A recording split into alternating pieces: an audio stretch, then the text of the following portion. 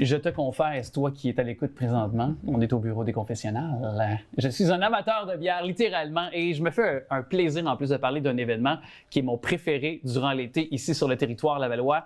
C'est du 12 au 14 juillet, le retour du Festival des bières de Laval avec nous, la PDG à nouveau dans notre émission, Marilyn Barral. Salut! Bonjour, bonjour! Content de te retrouver, c'est comme annuellement un rendez-vous ensemble. Oui, merci de nous recevoir. Ça fait bien plaisir.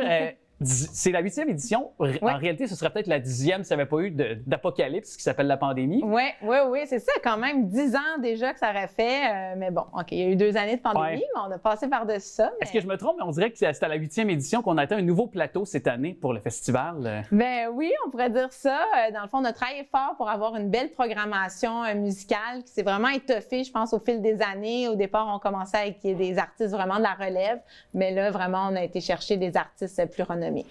On va en parler. Oui. Puis tout en buvant de bière, qui on pourra voir, entendre durant le festival? Bien, on a été avec des artistes qui correspondent bien, dans le fond, à notre clientèle. Le vendredi, ça va être Jérôme 50 en première partie de Émile Bilodeau.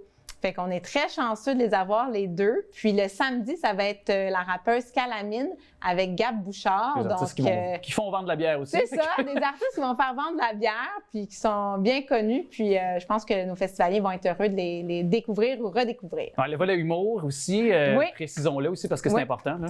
Oui, ça fait 3 ans puis ça fonctionne assez bien. Dans le fond, c'est des petits spectacles d'humour, mais condensés sur un 20 minutes. Donc cette année, on va avoir Étienne Dano, Doua, Coco Bellivo et Alexandre Bisaillon qui vont venir nous faire rire là, sur le site du festival. À quel point vous êtes en mesure de définir que, par exemple, les spectacles vont garder plus longtemps sur le site au Centre des Arts, au Centre de la Nature plutôt de Laval, oui? Bien, il y a des gens qui se déplacent vraiment pour notre programmation musicale, mais effectivement, dans le fond, c'est pour bonifier l'expérience du festivalier puis qu'il puisse passer sa journée au festival.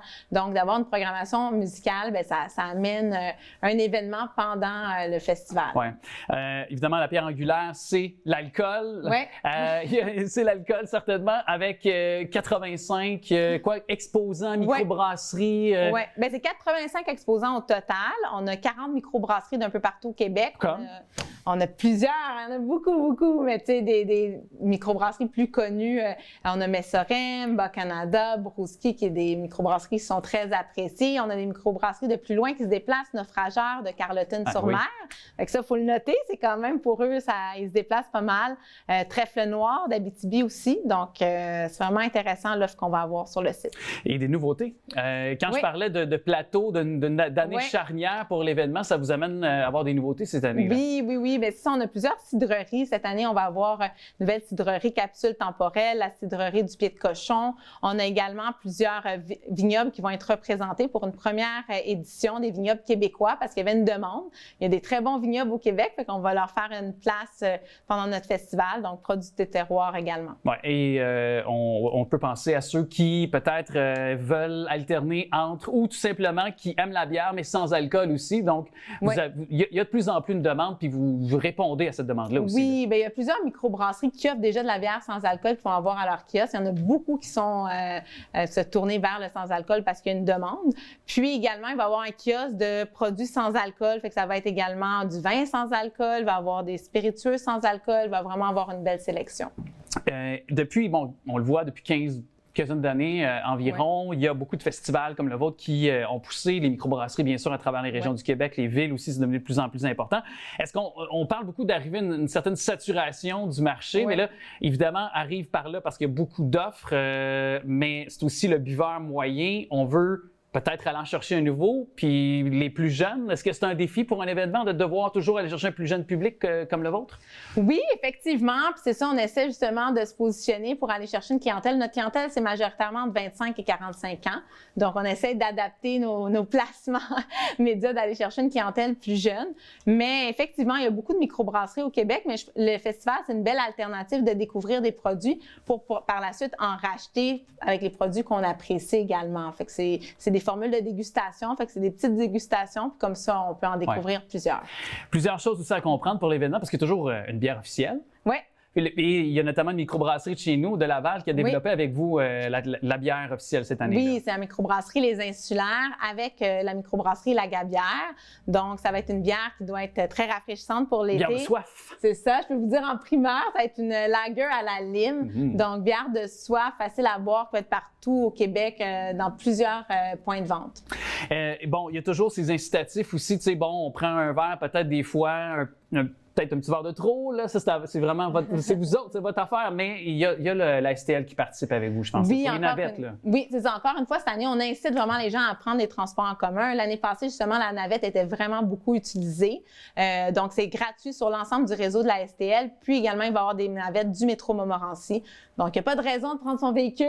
Prenez les transports en commun. On incite les gens dans un contexte de développement durable et de responsabilisation aussi. Certainement. Puis souvent, on vient en famille parce que c'est un événement qui est de plus en plus familial. Oui. Tu l'as dit, 25-45. Fait qu'on peut présumer qu'il y a beaucoup de parents qui y vont, qui amènent les enfants. Puis vous pensez à la famille aussi là, pour les jeunes. Mais souvent encore maintenant, on me dit un festival de bière famille, les gens sont étonnés. Mais oui, effectivement, ça reste très familial. On a toute une belle zone pour la famille, beaucoup d'animations, jeux gonflables. Puis l'accès au site est gratuit pour les enfants. Donc, on veut que ça soit plus facile pour les familles de pouvoir participer, que ça soit abordable. Oui. Et je trouve ça intéressant parce que là, présentement, il y a un tarif préférentiel, là, je pense. En plus, on apporte notre verre. Oui, c'est ça. Bien, dans le fond, c'est 20 de rabais présentement. Vous pouvez apporter votre propre verre de la maison ou un verre des éditions précédentes. On a toujours le verre officiel de l'année. Il y a des gens, des collectionneurs qui aiment avoir leur verre au fil des années. J'en fais partie. Mais des gens aussi, vous pouvez amener votre verre, ça rend l'expérience encore plus abordable. Donc, c'est sûr, ça vaut la peine d'acheter ces billets en pré-vente. Ça revient moins cher au final. Oui.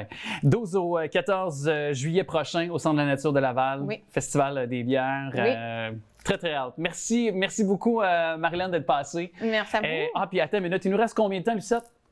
30 secondes. Il me reste 30 secondes. En 30 secondes, ta bière préférée, la bière que tu aimes boire. Là, je vais te mettre un peu de pression, Marilyn. OK. Ça serait difficile à dire, là, mais c'est sûr qu'en ce moment, moi, j'aime beaucoup les bières sûres, les sour. Fait que, tu sais, on a une bière aux insulaires. Je parlais de notre bière qui est une gauze à la citronnelle et la coriandre. Donc, c'est une bière vraiment de soif qu'on va avoir au festival, qui est facile à boire. La Marine. La Marine. Alors, on va boire la Marine. Merci à toi. Merci beaucoup. Marilyn. Oh!